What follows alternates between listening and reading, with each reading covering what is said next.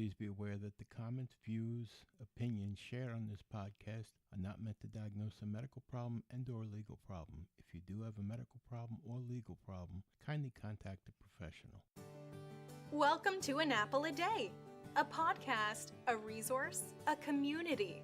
Share your experiences and learn from others as we overcome barriers and learn to live a happy, healthy life with a disability.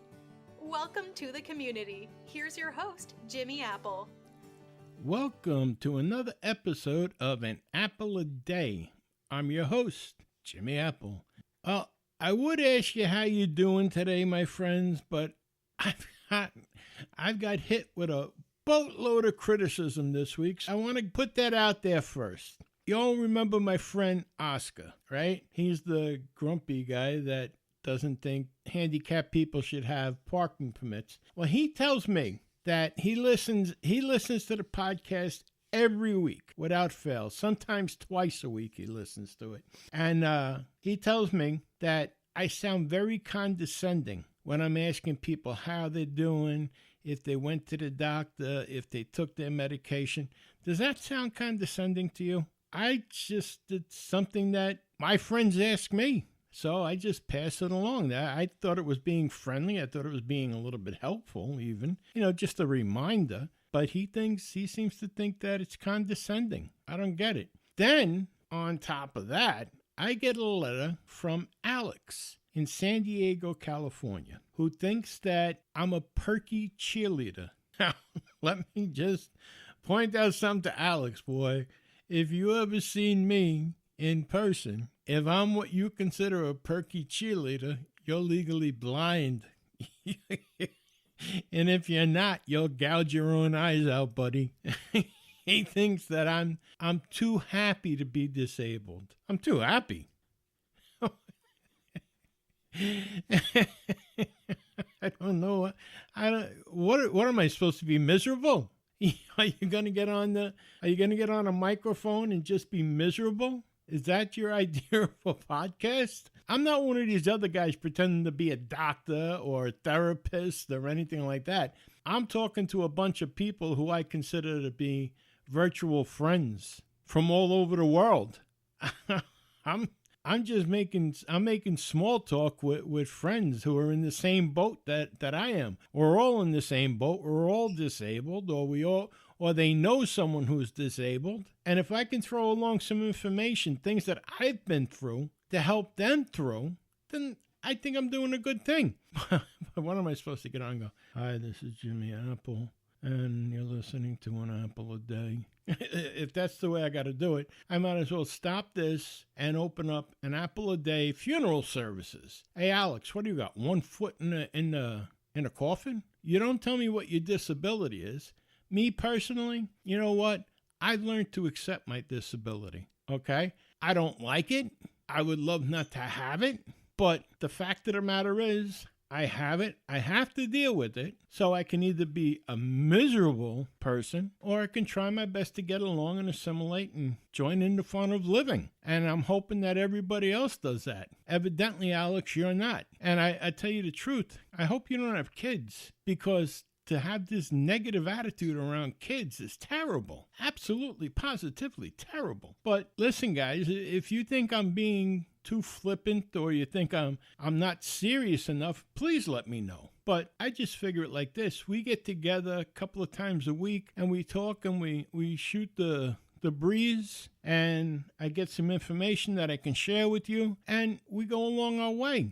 I love the emails I get from you guys. This is one of a couple of negative emails I've gotten. But hey, you know what? Today's a great day to be alive, Alex. You know why? Because you're above ground.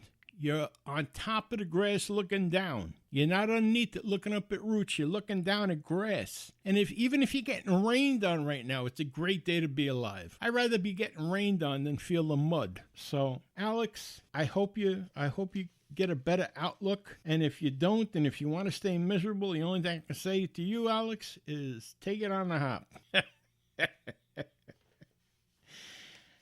Anyhow, how you feeling today, my friends? You feeling good? You feeling strong? Feeling better than yesterday, I hope. That's great. That's great. And I'm going to ask you this just to piss off Oscar. Did you take your medicine? Have you been taking your medicine the way you're supposed to? You've been going to your doctor's appointments, going to your therapy appointments. That's great. Absolutely, positively great. Well, we got a good one for you today. I've got a couple of updates from Social Security itself. One is a press release, a news release from them, and another is some information on the cost of living increases. So you want to stick around for that. I also have an article here I want to read to you. Now, you all know that I hate that video games have become a disease, that they've made them into a disease, video game addiction. But I have an article here about video games that actually help your chronic back pain. So that's a good one. And I also have an article here about COPD that affects quite a few people, myself included. So we're going to share that also. So let's get started here. I have two articles here. I'm going to start with the press release from Social Security. It's a news release. It's from Social Security OIG. And it says, Social Security OIG expand National Anti-Fraud Program. The Social Security Administration and its Office of the Inspector General, OIG, today announced 3 new Cooperative Disability Investigations, CDI, units recently opened across the country. As part of the nationwide CDI program, the new units will identify, investigate, and prevent Social Security disability fraud throughout their respective states. The new CDI units opened in Albuquerque, New Mexico, Honolulu, Hawaii, and Indianapolis, Indiana. The CDI program is one of Social Security's most successful anti-fraud initiatives, contributing to the integrity of the federal disability programs. CDI brings together personnel from Social Security, its OIG, State Disability Determination Services, or DDS, and local law enforcement agencies to analyze and investigate suspicious or questionable Social Security disability claims to help resolve questions of potential fraud before benefits are ever paid. CDI unit efforts help disability examiners make informed decisions, ensure payment accuracy, and generate significant taxpayer savings for both federal and state programs. Social Security is committed to combating fraud and preserving the public's trust in our program, said Nancy Berryhill, Acting Commissioner of Social Security. As we open the 3 new CDI units, let us remember the important work they do. The CDI program plays a critical role in detecting and preventing fraud, helping to ensure benefits are paid only to the people who are eligible. This collaboration between Social Security, the OIG, and local law enforcement helps to save taxpayer money and ensures the integrity of our programs. The CDI program consists of 43 units covering 37 states, the District of Columbia, and the Commonwealth of Puerto Rico. Social Security and OIG have opened several offices in the last few years as they work together to provide CDI coverage for all 50 states by 2022, as mandated by the Bipartisan Budget Act of 2015. CDI has a long, successful track record of identifying and preventing disability fraud and abuse. I think that's great. I think that's excellent, because there's so many people that do need the Social Security program, do need the disability program, and they're being held up by these people that commit fraud, by the people that are making false claims. So I think that's great. I can't wait until it's in every state. Now, also from Social Security, we received another press release, or notice, I guess you'd call it, about the new online Social Security COLA, or COLA notices. We are constantly expanding our online services to give you freedom and control when doing business with us. Our new online cost of living adjustment, or COLA notices, are another example of our commitment in this area. Later this year, we will post the Social Security COLA notices online for retirement, survivors, and disability beneficiaries with My Social Security accounts. The announcement of the COLA amount will occur in October, but final benefit amounts won't be calculated and available until December when we mail new COLA notices that contain the benefit amount for the next calendar year. These COLA notices will now be available to view and save via the online message center inside My Social Security. The Message Center is a secure, convenient portal where you can receive sensitive communications we don't send through email or text. This year, individuals will still receive COLA notices by mail. In the future, they will be able to choose whether they receive their notice online instead of on paper. Online notices will not be available to representative payees, individuals with foreign mailing addresses, or those who pay higher Medicare premiums due to their income. We plan to expand the availability of COLA notices to additional online customers in the future.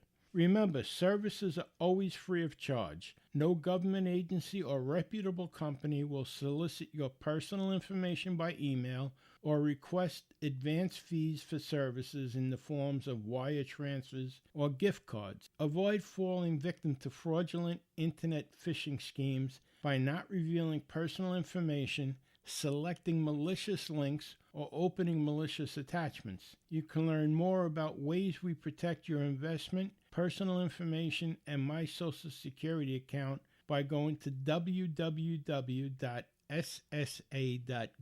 Social Security's online services make it easy to have the best experience possible by putting you in control of your time. Sign up for or log into your personal My Social Security account today and choose email or text under Message Center Preferences to receive courtesy notifications so you won't miss out on your COLA notice. Well, that's good.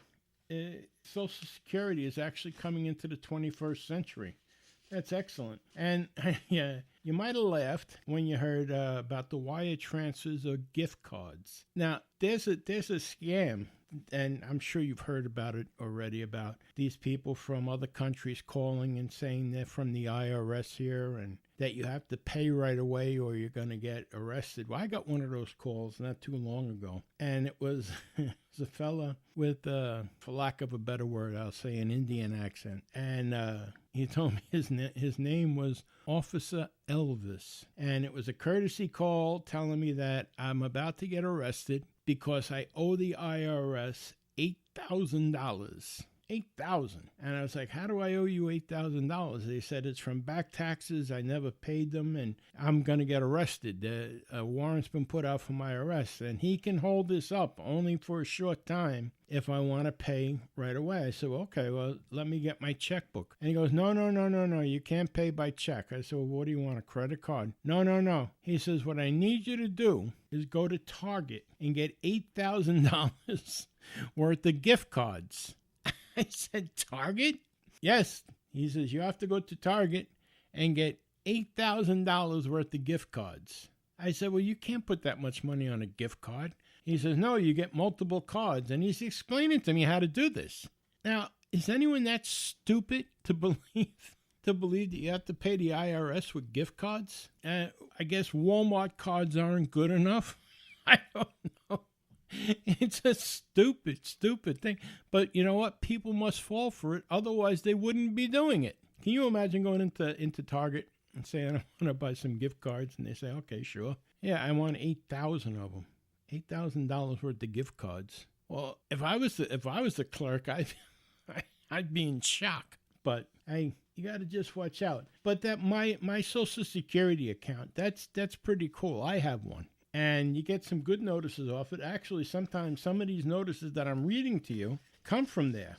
So you can be ahead of the game by going and getting my Social Security account and getting the COLA notices ahead of time.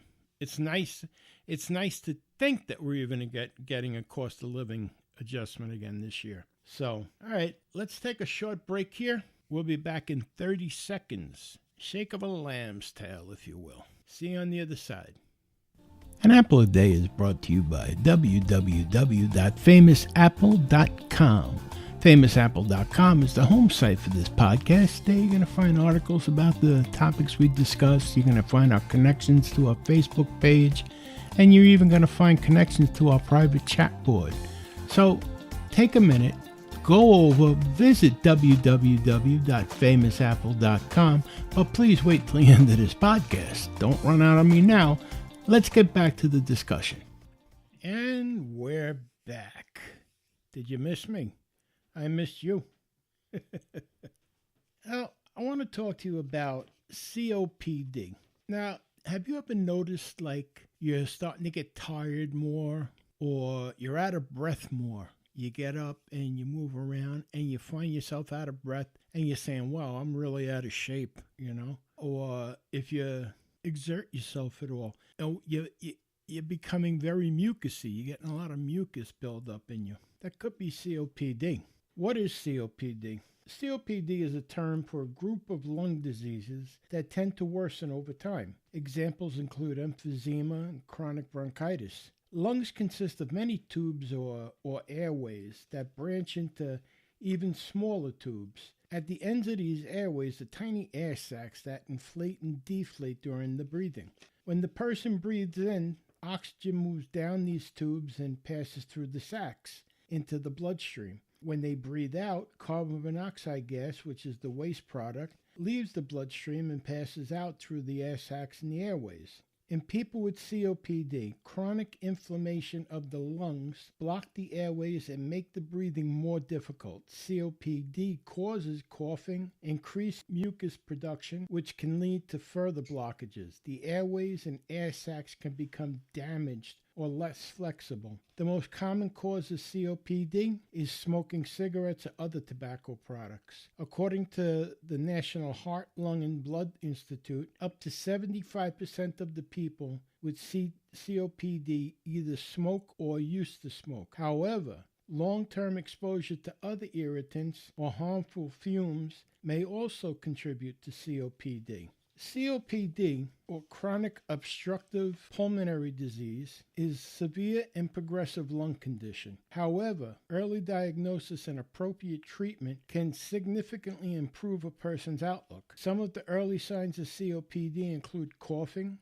excess mucus, shortness of breath, and tiredness. COPD is a long-term lung disease that causes the obstruction of the person's airways and makes it difficult to breathe. It's a progressive condition, which means that it tends to get worse over time. Without treatment, COPD can be life-threatening. According to the World Health Organization, or the WHO, the Global Burden of Disease study reported that COPD affected around 251 million people worldwide in 2016. The study also estimated that COPD caused 3.17 million deaths globally in 2015. There is no cure for COPD, but appropriate treatment can relieve the person's symptoms, reduce their risk of death, and improve their quality of life. In this article, we describe the early signs and symptoms of COPD. We also cover when to see a doctor and the diagnosis. Early signs and symptoms. In its early stages, COPD may not cause any symptoms,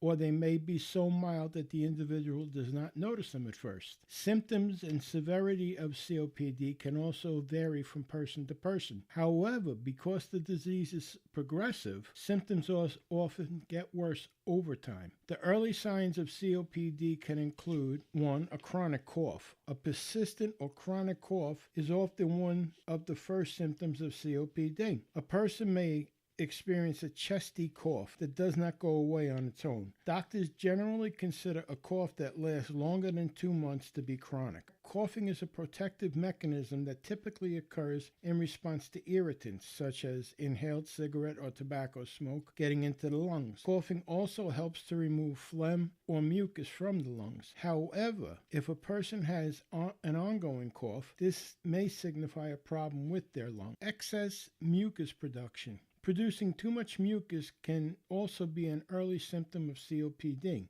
Mucus is essential for keeping the airways moist, and it also captures germs and irritants that may get into the lungs. When a person inhales an irritant, their body produces more mucus, which can lead to coughing. Smoking is a very common cause of excess mucus production and coughing. Long-term exposure to irritants can damage the lungs and lead to COPD. Other lung irritants can include chemical fumes such as those from paints or strong cleaning products, dust, pollution including car exhaust fumes, perfumes, hairsprays, and other spray cosmetic, shortness of breath, and tiredness. The obstruction of the air passages can make it more difficult for a person to breathe, which can lead to shortness of breath. This is another common symptom of COPD. At first, shortness of breath may only occur after exercise, but it can worsen over time. Some people cope with their breathing difficulties by becoming less active, which can lead them to becoming less physically fit. A person with COPD needs to exert extra effort to breathe. This exertion can result in lower energy levels and the feeling of being tired all the time. Because their lungs are not functioning normally, people with COPD are more likely to experience chest infections, including the common cold, flu, and pneumonia. Other symptoms of COPD can include wheezing or noisy breathing, chest pain, coughing up blood, chest tightness, unintentional weight loss, swelling in the lower legs. A person with COPD may also experience flare-ups. This is when symptoms suddenly become worse for a time. Triggers of COPD flare-ups can include chest infections and exposure to cigarette smoke and other lung irritants. When should you see a doctor? A person who experiences any of the above symptoms regularly should see a doctor. It is possible to experience some of these symptoms without having COPD, as severe other conditions have similar symptoms. A doctor can usually distinguish between COPD and other diseases. Early diagnosis of COPD can allow a person to receive treatment sooner, which can help to slow the progression of the disease before it becomes severe or life-threatening. The diagnosis.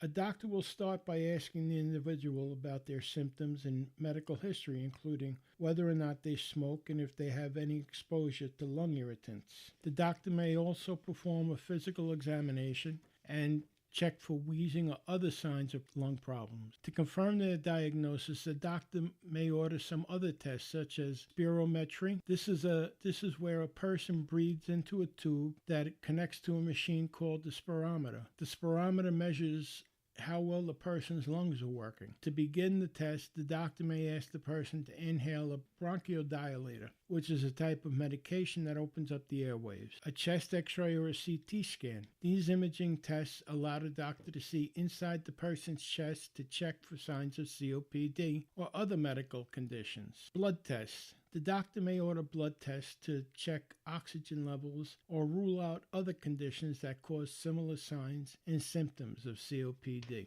COPD isn't something to mess around with. If you find yourself coughing and really coughing up mucus and choking, it's time to get it checked. I know I went into the hospital and I had this cough for a while, and I didn't realize that I might have COPD. And while I was in the hospital, they checked me out. And sure enough, they diagnosed me with COPD. So it's not something to fool around with. It's not a disease that you can cure. Once you have it, you're stuck with it. And it just, as the article says, it gets progressively worse. Some days are worse than others. Some days you don't even feel like you have it. Other days, it feels like it got 10 times worse overnight. So just keep an eye out for the symptoms. And if you do have the symptoms, check with your doctor. All right, let's move on to the next one here.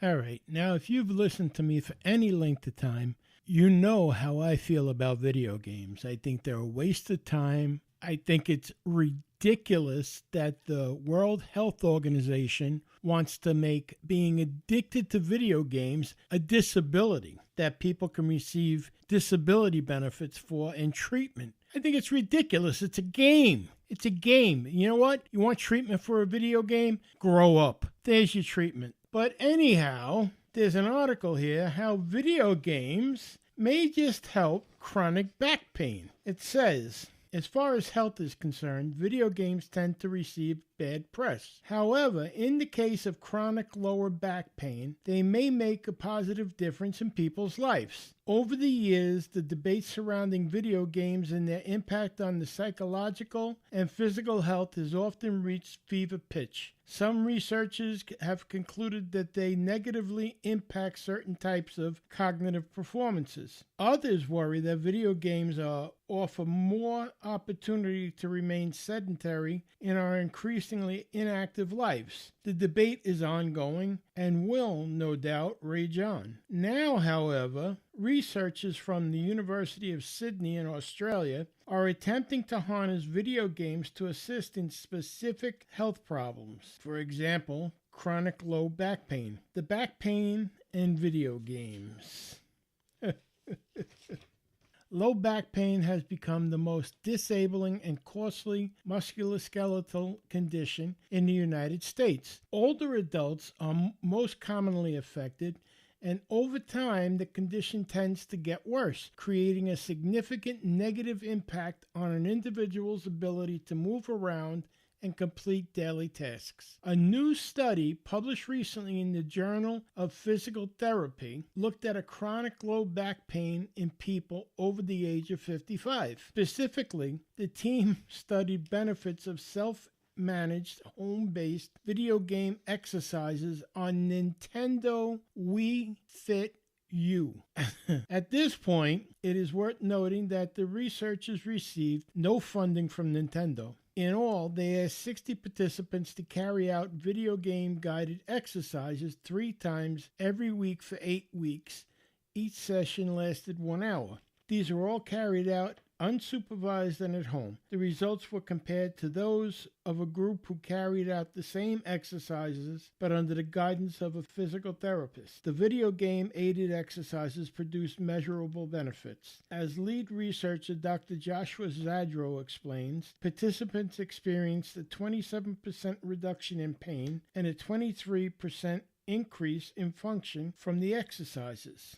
Battling poor compliance. These results are important, as Dr. Zadro says. Structured exercise programs are recommended for the management of chronic low back pain, but there are poor compliance to unsupervised home exercise. He claims our study, however, had high compliance to video game exercises, with participants completing on average 85% of recommended sessions. Dr. Zadro thinks the compliance was relatively good in this study because the video game gives clear instructions, encouragement, and feedback. The interactive experience also provides participants with a score, which boosts motivation. The scientists believe that providing exercise for low back pain in this way could benefit a great many people. The home-based program has great potential, as supervised physiotherapy visits can be costly, and people who live in a remote or rural area can face barriers accessing these types of services, he explains. Older people with poor physical functioning also prefer home-based exercises, as traveling to treatment facilities can be difficult. Given the enormous global cost of chronic low back pain, increasing an individual's capacity to self-manage their pain while reducing the need for therapist supervision should be a priority. Being able to do these exercises unsupervised at home would be cost-effective and convenient solution, as video game modules are relatively cheap. The exercises could be completed at a time to suit the patient and fit easily into their schedule. Currently, low back pain costs the U.S. more than $100 billion per year. Finding ways to minimize the symptoms in the simplest possible way is therefore vital. Also, as the U.S. population ages, the number of people with low back pain is likely to increase, so understanding how best to manage is a pressing concern. Dr. Zadro warns the global population of people over 60 years old is expected to triple by 2050. So more research on this population is extremely important. Okay? All right. I don't get it. I just don't get it. We're talking about 55 and 60 years old and older, and you got to give them a video game to make them comply with the doctor's orders? What the hell is wrong with us? I don't understand. I just don't understand. You're talking about adults here, and you think it's going to be cheap? You think this is going to be cheaper than sending them to a physical therapist? Next thing you know, they're going to get addicted to Wii, and we're going to have to pay for their psychological cures. This is I can't say, I won't say it's nonsense. I can't say it's nonsense. I'm not a doctor, but my own personal opinion, please, a video game. You know what? Why don't you give them a PlayStation and let them play football and they can get more exercise? Come on.